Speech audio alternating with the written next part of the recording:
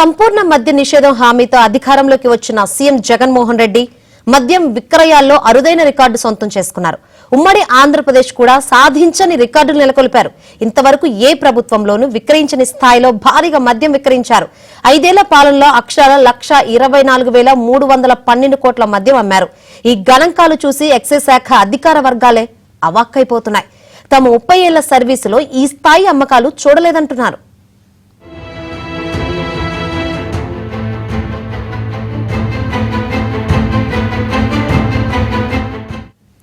గడిచిన ఆర్థిక సంవత్సరం 2023-24లో ఏకంగా 30,078 కోట్ల విలువైన మద్యం అమ్మారు. అంటే నెలకు 2,506 కోట్లు.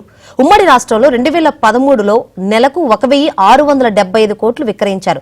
విభజన తర్వాత ఆంధ్రాలో అంతకు భారీగా అమ్మకాలు నమోదవుతున్నాయి. చివరకు కోవిడ్ కారణంగా అన్ని రంగాలు కుదేలైన సమయంలో కూడా రాష్ట్రంలో భారీగా మద్యం అమ్ముడైంది. కోవిడ్ మహమ్మారి ఉన్న 2 ఏళ్లలో ఒక సంవత్సరంలో 25,023 కోట్ల రూపాయల మద్యం విక్రయించారు.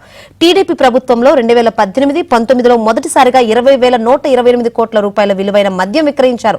మొత్తంగా తెలుగుదేశం ప్రభుత్వ 5 ఏళ్ల హయాంలో 75,284 కోట్ల రూపాయల విలువైన మద్యం అమ్ముడైంది. ఆ తర్వాత వచ్చిన వైసీపీ ప్రభుత్వం అమ్మకాలను భారీగా పెంచింది. మద్య ఆదాయంలో సగం సొమ్మును సంక్షేమ పథకాలకు మళ్లిస్తుంది. మద్య నిషేధం లేదు, నియంత్రణ అసలే లేకుండా పోయింది.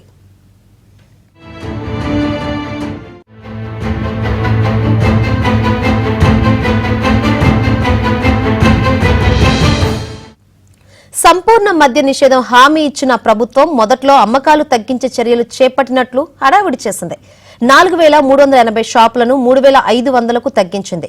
ఆ తర్వాత రెండో విడత కింద 2,934కు కుదించింది. కోవిడ్ సమయంలో మద్యం ధరలు భారీగా పెంచింది.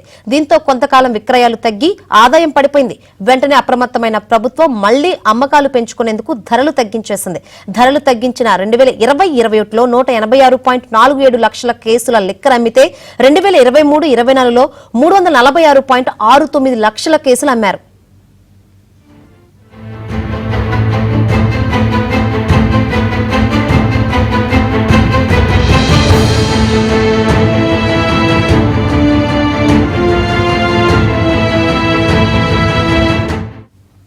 ఈ స్థాయిలో మద్యం అమ్మకాలను పిచ్చి బ్రాండ్లతోనే సాధించడం గమనార్హం. ఎందుకంటే జగన్ ప్రభుత్వం వచ్చాక పాపులర్ బ్రాండ్లను పక్కన పెట్టి సర్కారు పెద్దలు అనామక బ్రాండ్లను మార్కెట్లోకి తీసుకొచ్చారు. ప్రభుత్వం మద్యం షాపుల్లో ఈ బ్రాండ్లనే బలవంతంగా అమ్మించారు. నగదు బదిలీతో సంక్షేమ పథకాలను అమలు చేస్తున్నట్లు జగన్ ప్రభుత్వం చెబుతోంది. అమ్మఒడి, రైతు భరోసా, నేతన్న నేస్తం, చేయూత, కాపు నేస్తం, వాహన మిత్ర వంటి పథకాల ద్వారా డీబీటీ విధానంలో లబ్దిదారుల ఖాతాలో నగదు జమ చేస్తోంది. ఇలా 5 ఏళ్లలో సుమారు 2 లక్షల కోట్ల నగదును ఖాతాలో వేసినట్లు చెబుతుంది. అంటే అందులో సగం డబ్బులు మద్యం ఆదాయం ద్వారానే సమకూరాయి.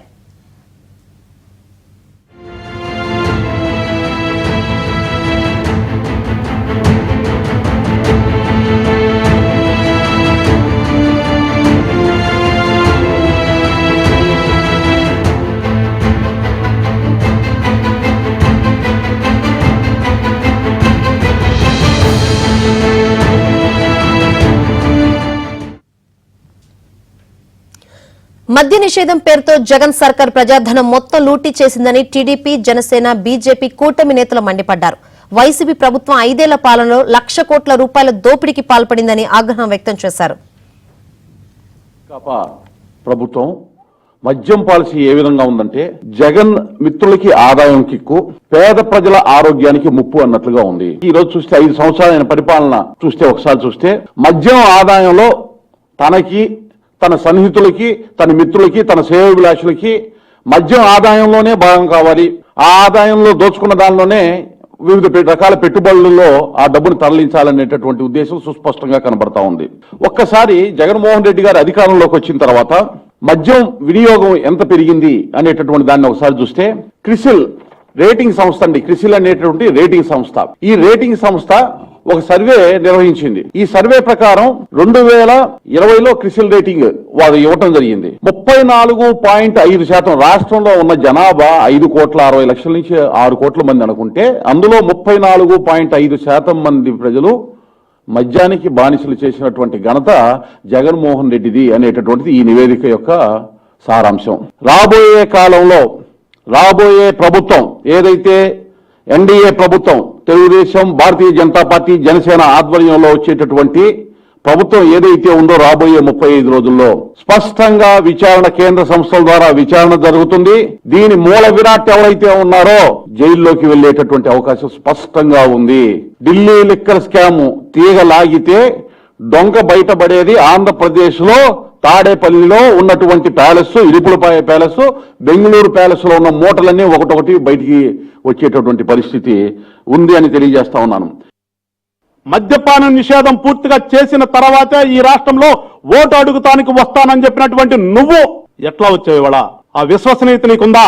మేము ఇవాళ 3 పార్టీలు కలిసి ఈ రాష్ట్రంలో ప్రజల ముందుకు వస్తున్నామంటే మా నాయకులు స్పష్టంగా చెప్తున్నారు, పాడైపోయినటువంటి రాష్ట్రాన్ని బాగు చేసుకుందామనే ఒక ఆలోచనతో అందరం కూడా కలిసాం తప్పితే మాకు ఎలాంటి స్వార్థము లేదని. కానీ ఈ వ్యక్తి ఎంత స్వార్థపరుడు ఒకసారి ఆలోచించేయండి. మేము మొదటి నుంచి చెప్తున్నాం, ఒక దొంగ వ్యాపారస్తుడు రాజకీయాల్లోకి వస్తే వ్యాపారమే చేస్తాడు తప్పితే ప్రజలకి ఎక్కడా కూడా మంచి చెయ్యడు అని చెప్పేసి మేము పదే చెప్తున్నప్పటికీ కూడా ప్రజలు ఇవాళ నమ్మారు, ఓట్లేశారు, గెలిపించారు, తీసుకొచ్చారు. రాష్ట్రంలో 5 సంవత్సరాలు భరించారు. ఈ 5 సంవత్సరాల్లో ఈయన ఎన్ని దొంగ వ్యాపారాలు చేశాడు? సారా వ్యాపారం చేస్తున్నాడు, ఒక పక్కన ఇసుక వ్యాపారం చేస్తున్నాడు. వ్యాపారస్తుడు వ్యాపారం చేయకుండా ప్రజల సంక్షేమం కోసం చేస్తాడా? ఒకసారి ప్రజలారా ఆలోచించండి. నా మేనిఫెస్టో బైబిల్ అన్నాడు, ఖురాన్ అన్నాడు, భగవద్గీత అన్నాడు.